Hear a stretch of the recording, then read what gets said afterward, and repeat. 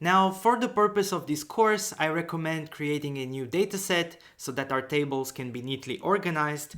And to do that, I can click the three dots next to the project ID over here and select Create Dataset. And here I need to pick a name for the dataset. So I will call this Fantasy, and I suggest you use the same name because if you do, then the code that I share with you will work immediately.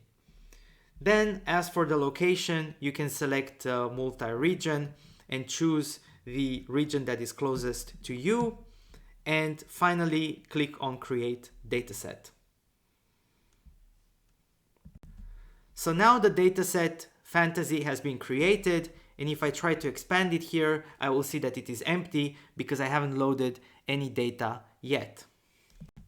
The next step is to load our tables. So I assume that you have downloaded the zip file with the tables and extracted it on your local computer.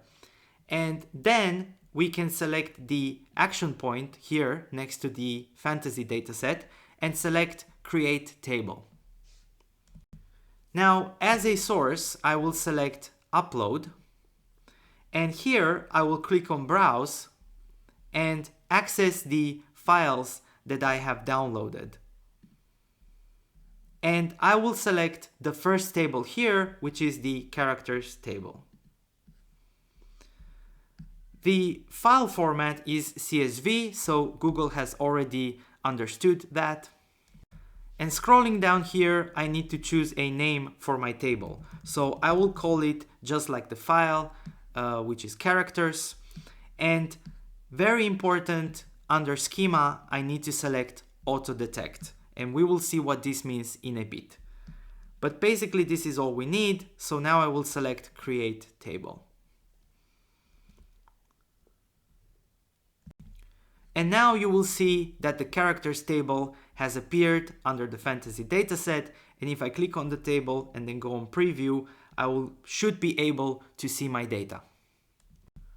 I will now do the same for the other two tables. So again, create table, source is upload,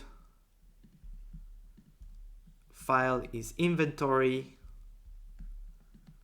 repeat the name,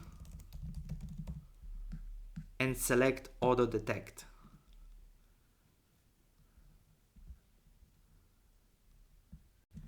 And I have done the same with the third table. So at the end of this exercise, the Fantasy dataset should have 3 tables, and you can select them and go on preview to make sure that the data looks as expected. Now our data is fully loaded and we are ready to start querying it within BigQuery.